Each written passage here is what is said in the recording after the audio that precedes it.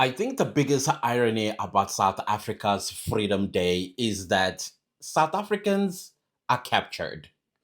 We got recaptured from so called liberation. Guess by who? Yeah, the very same so called liberators that wants us to sing their praises every single time. Unfortunately, our elders believe that, oh, the party of Nelson Mandela freed us. No. In case you did not know, I sincerely believe that South Africa is a tender that was won by highest bidders. Some of these bidders are here on the continent and they are black, just like you and me. Because you have to make it make sense why our so called liberators are in a state of paralysis. And instead of them fighting for us, they oppress us. They aggressively chastise us for wanting to enjoy the fruit, the fertilization of the blood of our struggle heroes that are turning in their graves today. You know, today I decided, let's calm down. Let's speak, in a calm way. And this conversation is for South Africans and South Africans only. If you're not a South African, you are not welcome in this video. I don't care what you do, whether you scroll or you continue to listen, you are not invited.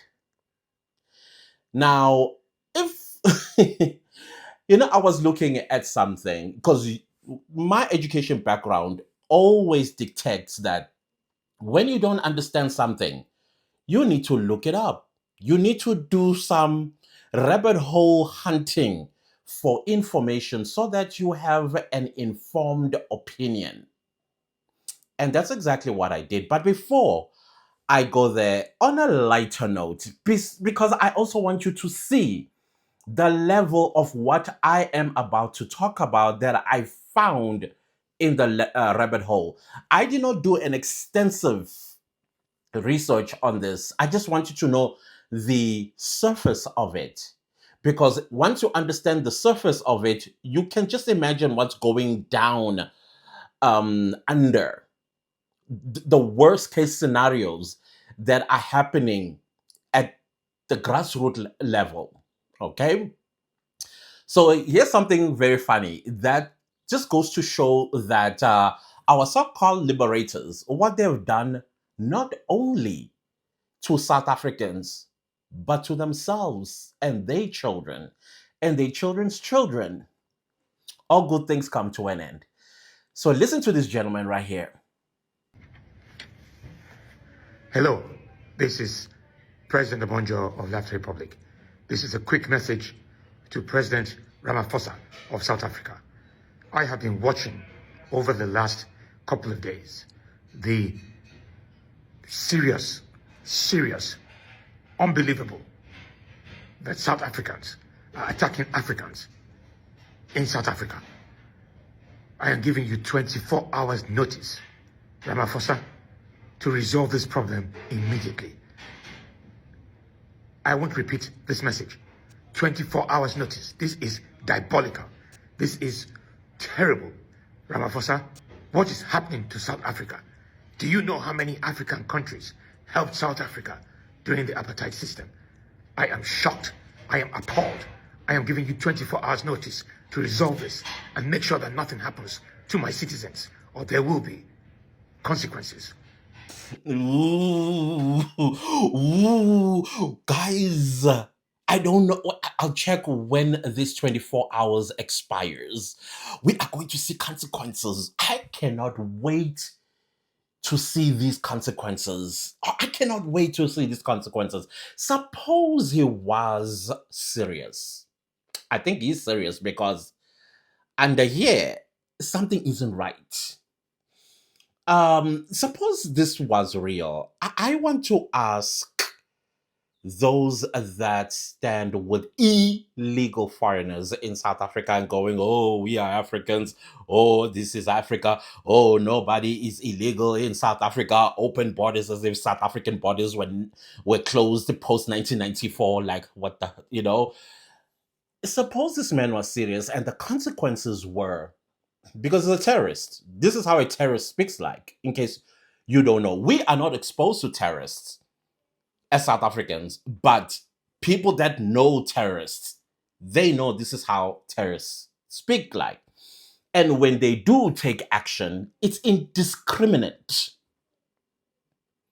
Whether you are the one that puts a camera on the dashboard and bash South Africans that we are wrong, you drink that water that he has chemical bombed you, your family, your everybody wiped out. So when you do die from those consequences, what is your title? How should you be remembered? I'm talking about the EFF guys, by the way, and everyone else that stand in the way of South Africans trying to clean their country. What are you going to be referred to? And what are you going to be remembered for? As a martyr? What exactly would you be remembered for?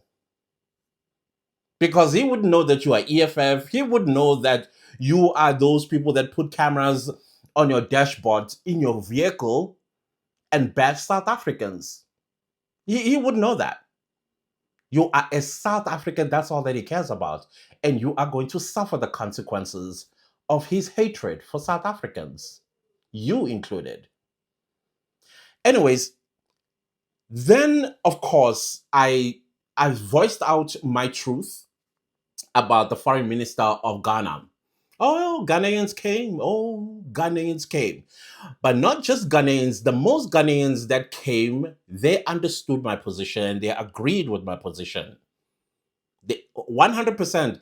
But they were the parasites who were using the circumstance that South Africans and Ghanaians are going through. Because in nature, they are parasites. They use the opportunity to sow more divisions between South Africans and Ghanaians. And I'm talking ordinary South Africans and ordinary Ghanaians. Yeah, the Nigerians.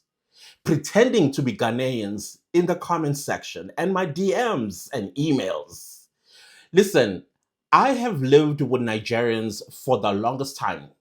I grew up from a teenager, 20s and 30s, and now in my 40s. I know how Nigerians think and I know how you people talk.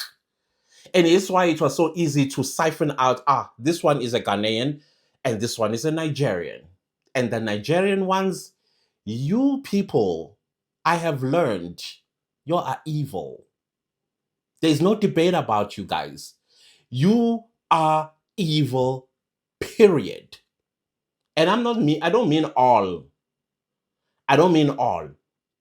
It's the type of Nigerian that I'm going to talk about in this video. Not just them, but also some Ghanaians. Actually, the West African countries, because I wanted to understand the pattern of victim mentality. The moment West Africans, and I noticed Somalis, Ethiopians, and West Africans, because I had to look. Victim mentality, it is where you guys play. The moment you are pushed against the corner. Then I wanted to know, why do they have this victim mentality? Why the world must look at them and say, oh, come on, guys, be nice. Do you understand how that weakens you? Particularly the men of West Africa. So, in my little rabbit hole tour, I discovered that West Africa has a population of plus minus 476 million.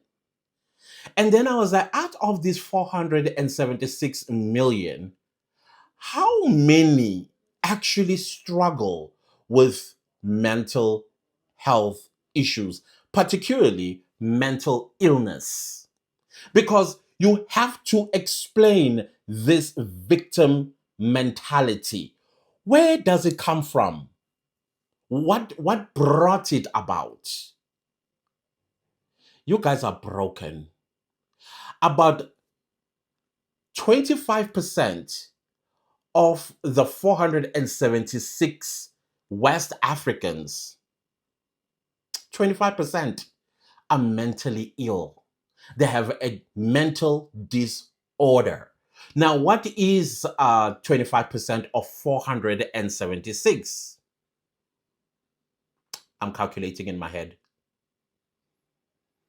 Plus or minus 119 to 120 million West Africans have mental illness. That is a lot of people.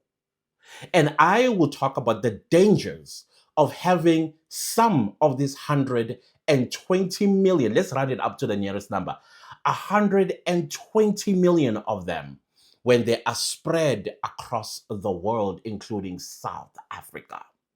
And we must not forget that some of these mentally ill people, they also occupy government positions as ministers, presidents, members of parliament, councillors. Yeah, some are even academics. Yeah, so across the board, you have them. Now I said, okay, because right now I'm having an issue with a minister of foreign affairs in Ghana. Where does he fall under this mental health issue? Then I looked at the population of Ghana. They're about 35 million, rounding it off to the nearest number, because it's 34.4 million if I'm not mistaken. And the population, that's the population of Ghana, 34.4 million. And 13% of Ghanaian population struggle with mental health issues, mental illness. So what is 13% of 34.4? This one is easy. About 4.4 million. About 4.4 million Ghanaians struggle with mental health issues. And then you have a minister of foreign affairs that speaks like he just escaped from a mental psychiatric ward. Why does he speak like that? Because he watched AI videos about what's going on in South Africa. And I love the fact that, and I have to give him his flowers for this, fighting and putting Ghanaians first, fighting and protecting the life and dignity of Ghanaians. I give you your flowers for that. But everything else, you spoke like a madman. Oh, one of the things that was a common thread in my emails is how I address the foreign minister of Ghana. Listen, I'm a South African citizen. I live in South Africa, have never been a parasite or a nuisance to anybody, and I am protected by the Constitution of the Republic of South Africa, Section 16(1) of the Constitution, where I have the freedom of expression. The same freedom of expression, I exercise it on all our public representatives. That includes the President of the Republic of South Africa. So can you imagine a complete foreigner and you say, I must be afraid? You got jokes. You got jokes. You see, the apartheid regime that we fought, where we have bodies buried in our soil or under our soil, fought and died so that I am able to express myself freely. And another common thread that I saw in the emails, it's me being called gay. You should know that I am gay because you are nursing your ass right now. How was my dick up your ass? How was it? Because there's no way you would call me gay if you are not gay yourself. I mean, it's scientific. Anybody that makes an assumption of something they are not sure of, they themselves can see telltale signs of their own sexuality. Gay. And I know that this is a tool that you guys use amongst yourselves to shut each other down. Again, I'm a South African.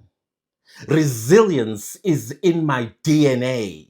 Whether I am gay or I'm straight or bisexual, whatever sexualities that are out there, it does not stop me from being a South African and expressing myself freely. If that's what you guys do in Ghana and Nigeria and West Africa, well, that's your problem. It's not mine. You're not going to stop me from speaking. And the only way you can be so confident in my sexuality, that means you and I have played a tango with each other. So how was it? Because definitely I'm the one who will bend you over. I will bend you over. So, anyways, when mentally ill people play the victim and they are being held accountable, that's what they resort to, calling you names, labeling you, because they have lost the argument. And my argument in that video was the Minister of Foreign Affairs in Ghana is a liar and a devil worshiper, because the devil is a liar. And when you lie with a straight face, that's what you are worshiping. You're making the devil happy. And he knows very well that the information he gave to the Ghanaians was false. He knows it 100%. Why? Because he allowed himself to be influenced by Nigerians putting together videos, yeah, cartoons. And then they said Ghanaians getting violently approached by South Africans. And there's this also thing that they always like to play the victim about. I saw a video of a Nigerian girl crying that Nigerians are getting killed in South Africa. Let me tell you something about South Africa in case you don't know. We got systems in place. We record everything. Everything is recorded. Our source of information when it comes to the deaths of anybody that is under the sun of South Africa is recorded, because y'all don't know that. And her mental health issues, she sets up a camera and tells Tinubu that Nigerians are getting unalived en masse in South Africa. Now, here's another thing that you might not know. Our constitution allows us South Africans to seek information from our government. Yeah, right to information, access to information. We can call the Minister of Police. We can even call the National Police Commissioner and seek answers to the accusation. How many Nigerians have been unalived in the past 3 months? And the minister or the National Police Commissioner will release that information. And let me tell you, no Nigerian in the past 3 months, except in a criminal act, like, for example, that 22-year-old Nigerian young man who had no business working in South Africa with a study visa, got unalived by criminals. And these criminals are arrested and are being held accountable by our criminal justice system. We don't leave your people lying dead on the pavement. Across the road, you have a police station. No, we don't do that here in South Africa. So she misleads you. That also goes to the Minister of Foreign Affairs, making claims about how South Africans are hurting Ghanaians. Ghanaians are living in fear.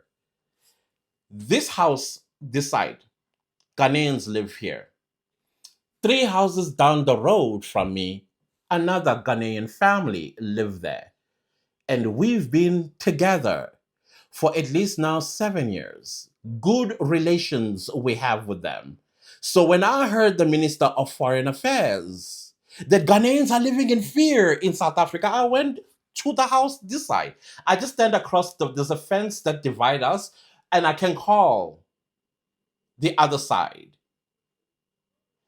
Kofi, and I did. Kofi, are you living in fear in South Africa? He was like, what?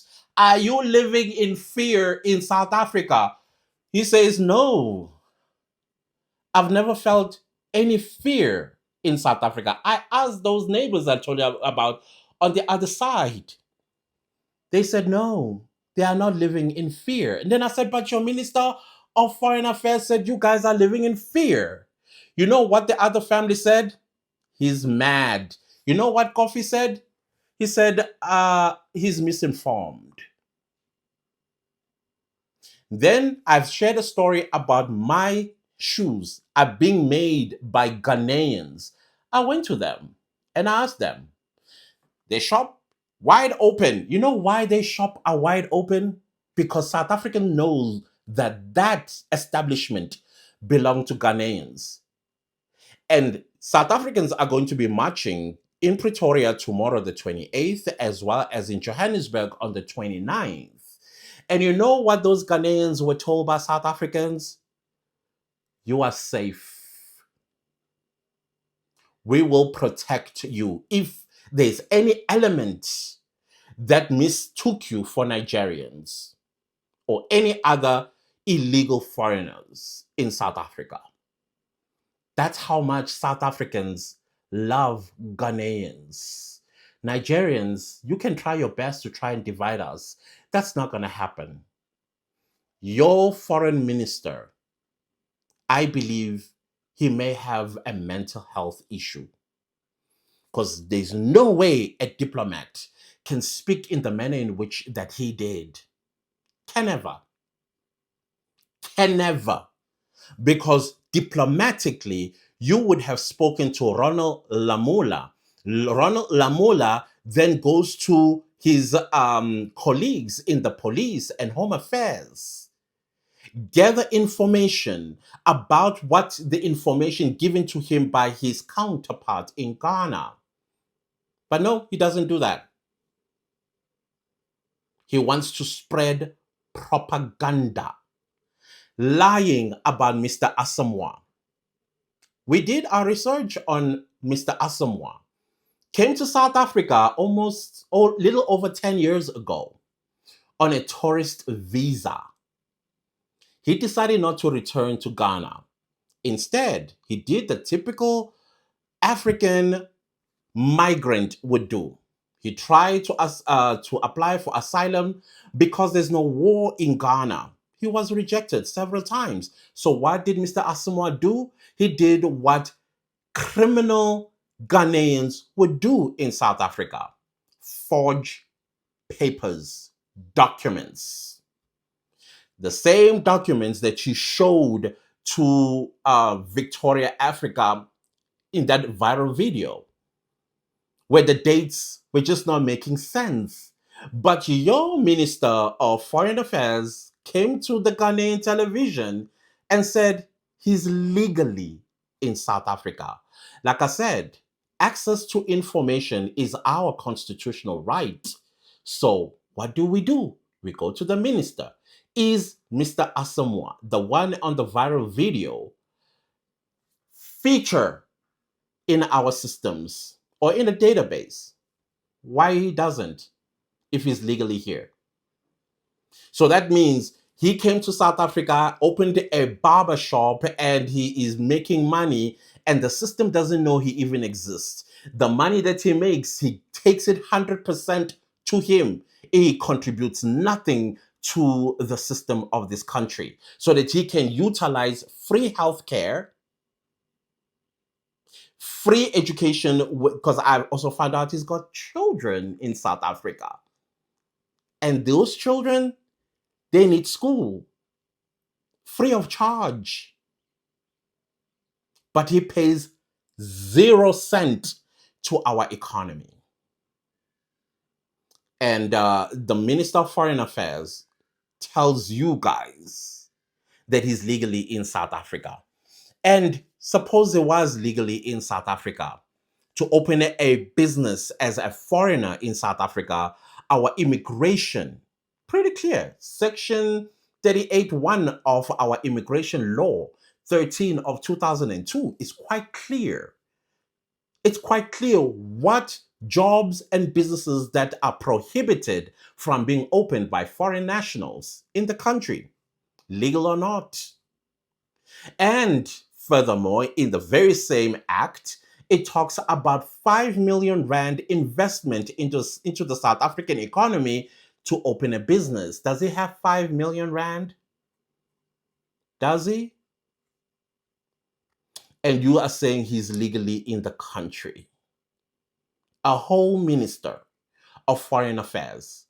So the point that I'm making here is the mental health issues in West Africa, unfortunately, some will fall in the cracks and end up as ministers. And then they propagate and play victim because victim mentality, it is the order of the day with West Africans. And if you are a West African country and you don't know this information, now you know why you never take accountability for anything. Now you know why you don't take accountability. For the longest time, I always ask why these people do not take accountability. And on top of that, it's as if when they hear the word illegal, the ears close. Illegal. We have no problem with Ghanaians that are in South Africa legally. We don't have a problem with Nigerians that are in South Africa legally. We have no problem with any African coming from an African country that is in South Africa legally. You know why we don't have a problem with that? Because at least we can have a peaceful night's sleep knowing that if they committed a crime, where to get them. Versus those that are illegally in the country. Again, I just told you guys about Mr. Asamoah. He does not feature in our database in Home Affairs. Home Affairs does not know he exists in South Africa. And if Mr. Asamoah murders a South African, where are we going to get him? Where? But no. By virtue of him being an African, we should overlook that. What kind of system would that be? Law and order in West Africa is frowned upon. So much so that even their leaders, the Minister of Foreign Affairs in Ghana, he wants law and order to be overlooked, but not in Ghana. Do you see the contrast there? It all links to what's running in here. So what's the solution to you guys? Because it's becoming very clear to me that the issue of West Africans and other Africans running away, not traveling, running away from their countries will never end as long as they do not get themselves help. You'll throw rocks at South Africans about white people, but their entire countries, they are at the mercy of a white man in Washington, D.C., IMF and World Bank. And some of them now are trying to go east. And then you have the audacity to point fingers at South Africans. And yet South Africans keep telling you, can we have a moment so that we can fix up our country? We got a lot on our plate that has been put on hold. There's a lot that we need to do. But no, y'all don't want to leave us alone. Y'all don't want to leave us alone. You know why you don't want to leave us alone? Because South Africa is a tender that was won by the highest bidders. And these highest bidders are in Africa, Europe, America, and everywhere else. And the people that we entrusted, yeah, they are smiling all the way to the bank. And the moment their investment is being challenged, we get threats from our own Minister of Foreign Affairs, Mr. Ronald Lamula, like in this video. This task is even more urgent in light of acts of violence and intimidation that are directed today at migrants from our African continent in South Africa. South Africa is governed by the rule of law and the respect for human rights, and no civilian has the authority to assume the functions of law enforcement agencies. We all know this, but it is happening. Acts of lawlessness, intimidation, and violence against migrant communities have no place in our constitutional democracy. If it is irregular migration, let the police and law enforcement deal with it. And this is a message we have to continue to convey to our citizens. But also law enforcement must act where the law is being broken. As the Minister of Police pronounced this morning, government will act against those who foment chaos and target migrants. These acts of violence constitute a threat to our constitutional order. The pronouncements that all those found to be participating in, inciting, or supporting such criminality will face the full might of the law must be welcomed by all and must be acted upon. It must not just end as a pronouncement. It's not only a South African challenge alone. It's a challenge of Zimbabwe, it's a challenge of Zambia, it's a challenge of Mozambique, it's a challenge of Nigeria, it's a challenge of Ghana, and of all countries in the continent. Hence, it needs us to deal with it at a joint level, at the African Union, and also at the SADC level. But all these issues do not give a license to citizens and vigilante groups to enforce the law. And this is where, as the South African government, we need to act strongly against anyone who now becomes a law enforcement officer through public violence. And we have to continue to condemn this act from all angles and act on it. Okay, so let me leave this video right here. But he uses very aggressive words, such as decisive action is going to be taken on those South Africans that touches the anointed ones. He might as well just said that. Now, what we're talking about illegal foreigners in South Africa. And he tries to appease us about things that he knows very well South Africa is not going to do, let alone his African counterparts. The collaborative, whatever nonsense that he's talking about, and the shared responsibilities. That's not going to happen. This speech was indirectly directed at South Africans that are fighting for our lives, literally, our lives in South Africa because of illegal foreigners. He says they're going to take decisive decisions.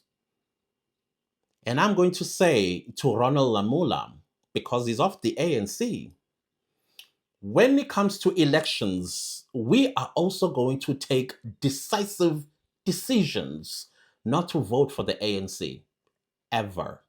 Local government as well as national elections. Decisively. You see, we can do the same thing that you do. Oh, we are capable of the same language. Because you are defending the business interests of some of your comrades that are doing in Africa, pillaging, stealing, and watching people lose their lives so that they live a soft life. Life of Lamborghinis, Ferraris, Porsches, Mercedes-Benz, BMWs, first class to wherever, Louis Vuittons, Gucci's, Christian Dior, Dolce & Gabbana, you name it. So when we are fighting for our country, we are jeopardizing their interests in Ghana. And the Ghanaian people, together with South African people, have to pay the high price. So the unity between South Africans and Ghanaians needs to be brought to an end. Remember the Tower of Babel in the Bible? When the people wanted to speak one language, because the people spoke one language, they wanted to build a tower to the heavens. And God, what did God do? Yeah, that's the same context. Divide South Africans and Ghanaians. Because when they unite, because I'm telling you right now, the superpowers of the African continent are Ghana and South Africa. That's the future of Africa. The leaders of this continent, South Africa and Ghana. And they cannot afford the two nations, ordinary people, to unite, because if we united, we are going to start seeing things and question these things and take it to the streets and demand justice for ourselves. They cannot afford that. So instead, they wait for opportunities like that viral video so that your Minister of Foreign Affairs jumps up and lies to Ghanaians to rage bait Ghanaians against South Africans. And then comes our own Foreign Minister, Ronald Lamula, and he also decisively going to deal with South Africans that are fighting for their country. Do you see the picture? Forget Nigerians, they are a dead cause. Those ones, dead cause. Ghana as well as South Africa, the next superpowers. Anyways, at the end of the day, mental health is the obstacle that is going to continue to divide the people of Ghana and South Africa. Unless Ghanaians sought the truth from their public representatives. Those that come to my DMs and come to my emails and comment section to throw insults at me, you are not helping yourself at all. Do not impose your mentality about your leaders onto me. I'm a South African citizen. I am protected by the Constitution of my country because there are dead bodies that fought for this freedom. That old man that you saw in the beginning of the video, we helped you during the days of apartheid. Please take us to a gravesite where your loved ones were killed for the liberation of Black South Africans. Oh, you talk about money. Show us the receipts. And while you're showing us the receipts, please also educate us. How did the money come into South Africa during apartheid? You see the lies you guys tell.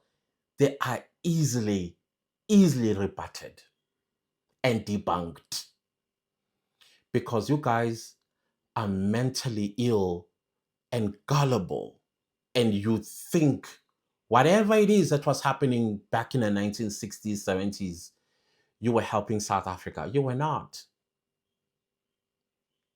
Saying a few words here and there isn't helping, especially when you're an African country called the Dark Continent back then. You held no power, no influence. You did nothing for us. Nothing. Anyways, I will leave this video right here because I thought, the comment section was quite interesting.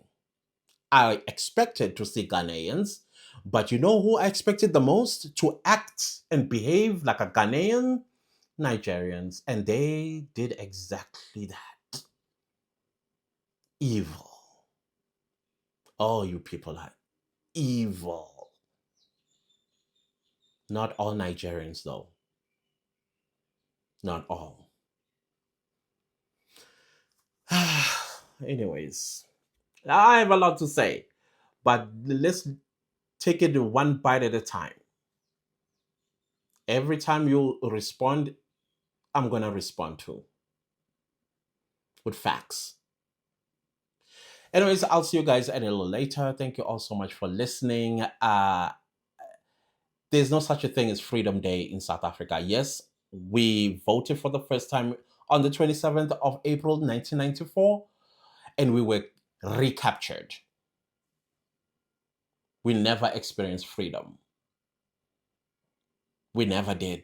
We don't know how it feels like, how it tastes like, how we don't know anything about it. All we've ever known since 1994 was to fight a different battle. We got recaptured. So I can say to you, fellow South Africans, happy Freedom Day. You have a right to throw stones at me if I ever said that. But let's be decisive in our votes in the local government elections later this year. Ronald Lamola said they are going to be decisively dealing with South Africans. They even call us names. Vigilante. When they see that the word xenophobia is no longer sticking, now vigilantes. Nobody has taken the law into their own hands. Not even one South African has done that. We are demonstrating according to our constitutional rights. There will be a criminal element that's deliberately sent and paid to discredit our marches. But we know this, we understand this. But at the end of the day, we will reclaim our country from the entrepreneurs that were awarded South Africa. They must know that. Fellow South Africans, don't stop fighting for your country. Illegal foreigners are not welcomed to South Africa. And nizohamba. Going home. Oh, definitely that's where you are headed. Back home. So you can fix your country. Now you guys are doing a reverse psychology, I saw. You're telling South Africans in your countries in Africa to go back to South Africa to fix South Africa. Yeah, they will find us fixing South Africa. You're doing the right thing by telling them to come back. Please come back to South Africa and help us fix our country. Do that. And when you do that, I want to see something. When you leave, I want to see something. Anyways, fellow South Africans, thank you so much for listening. And again, this video was for my fellow South Africans. If you're not a fellow South African, you are unwelcomed. And as for the EFF and everyone else, that terrorist, he doesn't care about you. But I'm waiting for the consequences. I cannot wait. Ramaphosa, he says Ramaphosa. Ramaphosa, your counterpart, he says he's a president. I don't know what shithole, but he says he's a president and he's giving you 24 hours. Otherwise, there are going to be consequences, sir. Are your intelligence ready? Do they know who this man is? I doubt it. Anyways, I'll see you guys next time with a new one. Goodbye.